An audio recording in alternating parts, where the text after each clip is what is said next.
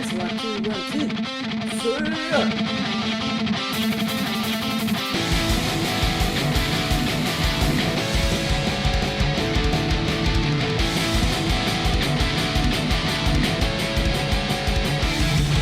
Got caught by the FBI. Piracy is not a crime. Dogs are free. It's not thievery. Dollar your internet taxation is unfair. The IRS is keeping you for success. Taking your money, the Federal Reserve is a private organization that was selling. Today's book review will be that of Abbie Hoffman's his book, Steal This Book. You might recognize that title. It may sound kind of familiar because if you're a fan of System of a Down, they have an album that kind of copies that energy called Steal This Album. It's where they kind of got the idea from. Abbie Hoffman's titular book, Steal This Book. And in an honest review, it's an interesting read. Mostly it's dated. A lot of the information in here is kind of out of date, and to be honest, I feel like most of it was probably out of date by the time the book was published. But we'll just go through most of it. I mean, it's not a bad read, honestly. It's pretty interesting. Most of it has to do with kind of a general how to be poor 101, maybe, I guess you could say. How to live poor, kind of learning, if you can find community living, roommates, hitchhiking, finding cheap food, how to find cheap food. The book kind of begins with, the first kind of section of the book begins with food, how to find free food. Some of it's just as simple as like 5-finger discount, it's like, okay, we needed a book for that, all right, fine. And others of it's just dine and dash. It's kind of like, all right, it doesn't seem like something too, revolutionary in practice. But it does have some recipes in here for that still apply today. Some of the food recipes, I mean, it's pretty, if you want to survive, it's survival food, that's for sure. It is not tasty, lacking pretty much in all flavor. Pretty much. I mean, it's pretty rough. It is how to be poor for sure. It's called Cheap Chow, the section, for a reason. It's you'll get by, but I mean, as somebody who has lived poor and has lived on very cheap food, like it gets old. It gets old fast.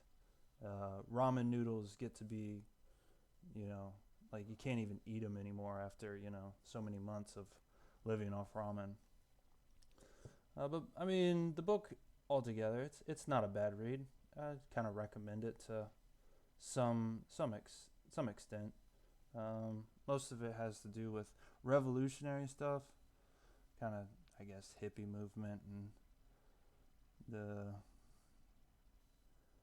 what would you say, maybe socialist leaning.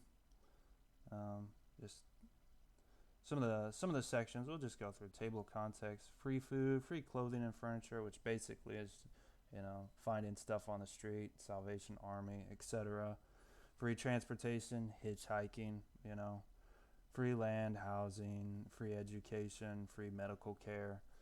Like most of it's just like how to find free stuff.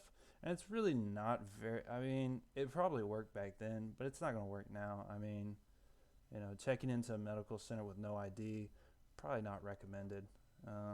Like checking into an ER with no ID and a sob story, it might work, but that's a pretty corny method. I feel like there's probably some government program you could get on that would get you far more for what it's worth. And that's what I mean. The book is pretty dated. It's not. It's definitely in its time period. And it goes into various other subjects like communication, which is kind of a funny. I mean, at the time, I mean, some of this stuff works, but other, like, some of the communication about like free radio was just basically like walkie-talkie, or CB radio. It's like, okay, it's not that revolutionary even for its day. It's talking about how you can have free radio in, like, mostly in like a urban area, but it's just basically CB walkie-talkie. Like, okay, that was kind of done. There's a lot of stuff in here that it's kind of pawned off as revolutionary, but even for its day, really wasn't revolutionary. And some other just interesting stuff. And like in modern day with Twitter and the internet, communication is changed a lot. So that's kind of dated. And some other dated things like welfare and unemployment like still exist, but like it's a lot harder to get on welfare, and you don't just walk into a welfare office with a sob story. And unemployment, you actually will have to be unemployed. And there's just how to get free money. And basically, I feel like the only thing that applies in this section is just good old-fashioned panhandling, really.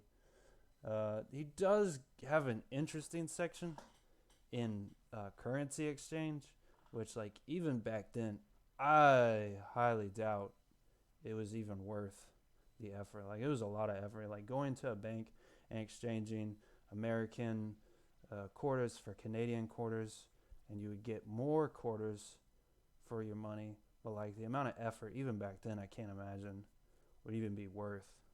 And when you get caught with a Canadian quarter, like, I'm sure any Americans in the audience, anytime you get, shortchanged and you get a Canadian quarter at like a convenience store or something like that, I mean, it is the worst feeling, when you're counting your change up and then you realize they gave you like, a Canadian quarter of all things. It really sucks. You get, change back and you get 3 Washingtons and Queen Elizabeth. It's like, wait a second, man, you dirty crook. You knew that was Canadian. You gave it to me. You know what I mean? Anyway, I digress. So that was interesting. Maybe back then it was worth it. I don't know. I find that really, like, and it was back in a time when you had a lot more, like, vending machines. You had vending machines for drinks. You have vending machines for cigarettes. You have vending machines like Automat for, like, food vending machines at Automats. They probably still have Automats, but I have no idea. Not where I'm from, they don't. One of the things to discuss in this is media, like old school style print media, which, in my opinion, doesn't really date, especially like in an artsy fartsy way. Making old school zines and stuff like that. I mean, it doesn't really date, but it was just, about leaflets and posters you can put around the city. I mean, that stuff doesn't really date, and it tells you how to acquire the paper and ink, and doing stencils, paper stencils, mimeograph machine, which, I mean, I feel like there's better technology for that, but I mean, I don't know, maybe you could probably find one on eBay for cheap, and it would be pretty easy to run multiple, like, zines. And you might be able to, I mean, in modern day, you might be able to find on eBay like a really cheap, like, Xerox. I don't know if you could probably find the cartridges for that. It's not the ink cartridge. I digress because I can't even think about what it uses. It's been so long since I've used a Xerox.